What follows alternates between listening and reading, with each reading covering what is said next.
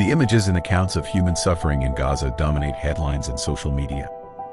This accusation that Israel is committing genocide against Palestinians in Gaza has gained traction in protests on social media. Accusations filed by South Africa in the International Court of Justice, reports by so-called United Nations experts, and sensational reports by NGOs. A United Nations Commission of Inquiry has also accused Israel of committing genocide in Gaza and claimed that top officials, including Prime Minister Netanyahu, orchestrated these acts.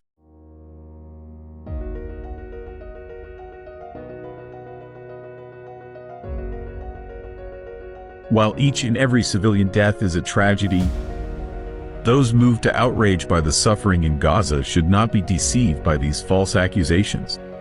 These claims are offensive and blatantly wrong. The anti-Semitic propaganda we have all been relentlessly subjected to, that our children have been subjected to, is all by design. The sickness of anti-Semitism is a disease that I will cover in another video. It's time that you know the truth about this unfortunate situation in the Gaza Strip. The modern-day Jewish state was created after the Nazis committed the genocide known as the Holocaust, murdering 6 million Jews who had nowhere to go and no place to call home because there was no Israel. Of course, the implied hypocrisy that the survivors of genocide are now committing one of their own makes for a powerful talking point in the war of words surrounding the conflict between Israel and Gaza. But that is simply not true. Even worse, charging Israel with genocide gives a free pass to the Hamas terrorists who are deliberately engineering the immense harm that innocent Palestinians are experiencing today. Here are 5 reasons why the use of the term genocide to describe Israel's self-defense campaign is inaccurate, misleading, and dangerous. Number 1. Genocide refers to the physical destruction of an entire group in whole or in part that has been targeted on the basis of its identity. This is not Israel's objective in Gaza. Raphael Lemkin, a Polish lawyer of Jewish descent, introduced the term genocide in 1944 to refer to events including the Nazis' systematic extermination of Jews. Lemkin explained the need for a new legal term to describe this horror, saying, "There has been no serious endeavor hitherto to prevent and punish the murder and destruction of millions. There was not even an adequate name for such a phenomenon." The United Nations General Assembly recognized genocide as a crime under international law in 1946, and it was codified in the Convention on the Prevention and Punishment of the Crime of Genocide in 1948. The convention defines genocide as the commission of grave harm against members of a national, ethnic, racial, or religious group, such as by killing, causing serious physical or mental harm, inflicting conditions that bring about physical destruction, imposing measures to prevent births or forcibly taking away children, with the intent to destroy the group as such. Genocide means targeting members of a group because of their group identity and not something they are individually thought to have done. Israel is not committing genocide by these simple metrics alone.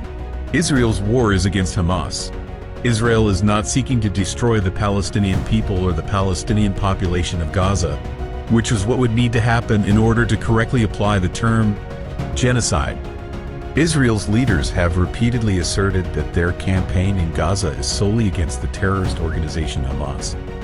In fact, this type of military campaign is the exact opposite of reflecting an attempt to eliminate the Palestinian population. Number 2. Is genocide happening in Gaza? No.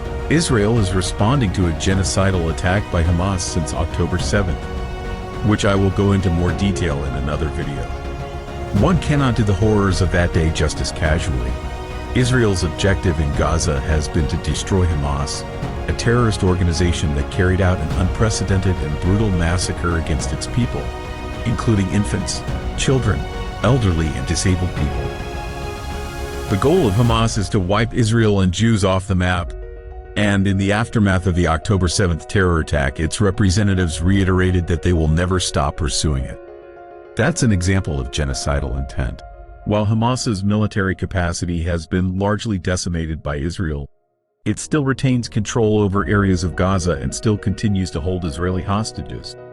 Israel is fully justified in using military force to respond to Hamas's October 7th attack according to international law. Israel's use of military force in Gaza in the face of such an ongoing threat is not evidence of genocide, but completely consistent with international law. Number 3. Israel's actions reflect its desire to spare Palestinian civilians from harm, not to deliberately harm them.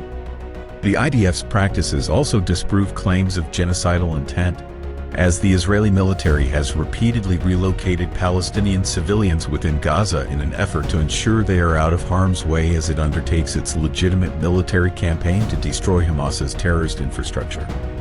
In fact, at the start of the war, Israel called for the temporary evacuation of the local population in the northern part of the Gaza Strip, and delayed its ground operation in Gaza for weeks to allow civilians time to heed Israel's warnings.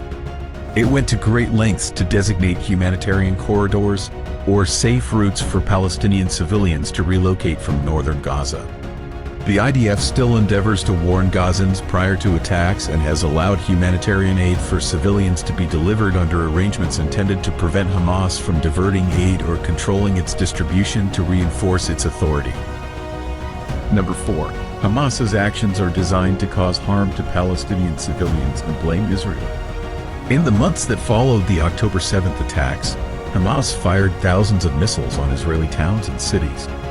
Those missiles were fired from civilian neighborhoods in the Gaza Strip and from inside, next to, and underneath nominally civilian areas in Gaza like residential buildings, schools, mosques, and hospitals.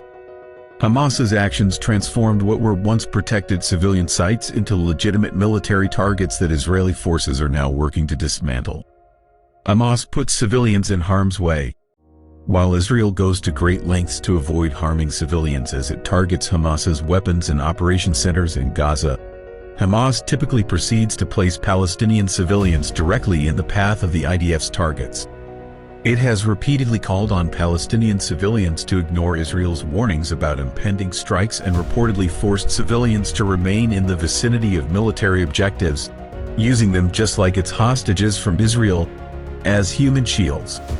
Hamas's actions are not only aimed at protecting its leaders, weapons, and property, but also at vying for leverage in the public opinion war by inflating the number of civilian casualties.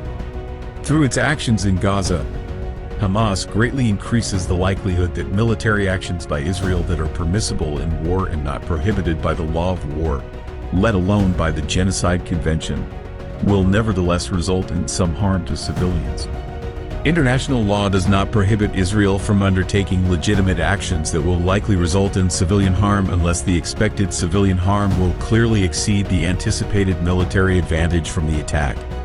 While Israel takes many steps to minimize civilian harm resulting from its attacks against Hamas targets, as much as it cannot eliminate it entirely. This is a horrible outcome of war, but it is not illegal, and it certainly is not genocide. Number 5. The facts of the genocide charge don't add up. Those who claim that Israel is committing genocide in Gaza not only misunderstand the legal definition of genocide and what the laws of war permit, they also base the charge on unsubstantiated claims, such as a report issued by Amnesty International.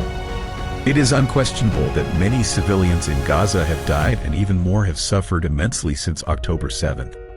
However, there are so many unknowns with an important bearing on Israel's conduct in this war that it is impossible to say with certainty that it is acting wrongfully. The number of innocents versus terrorists that have died is impossible to know, given that the Ministry of Health in Gaza is under the control of and susceptible to influence by Hamas, and does not separate innocent civilians from fighters in its announced death tolls. This includes whether they died because of attacks carried out by the IDF or because of intentional or unintentional harmful actions by Hamas or other Palestinian armed groups.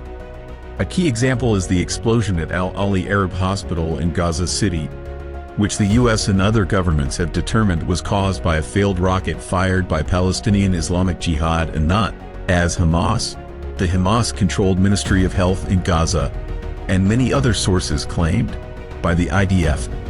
It is not possible for independent assessments to be conducted into whether a Hamas leader, tunnel, and/or weapons cache was present at the site of any specific IDF attack in Gaza, which Hamas still largely controls. While some of those who claim Israel is engaged in genocide in Gaza are doing so for malign purposes, for example, justifying Hamas's October 7th massacre by claiming Israel is worse, many others have been deliberately misled. Their goal of ending the suffering of Palestinians in Gaza would be far better served by placing blame for that suffering where it lies, with Hamas, and supporting efforts to bring about its defeat so that Palestinian and Israeli civilians can have the peace and security they all deserve as quickly as possible. It is easy to fall for the anti-Semitic propaganda online or the videos out of context. I hope you will consider the whole story next time you hear only one side. Please like and share this video to everyone you can. If you care about Jewish lives that are under existential threat today, please help and support us so we can spread this message and stop the hate against Jewish lives around the world.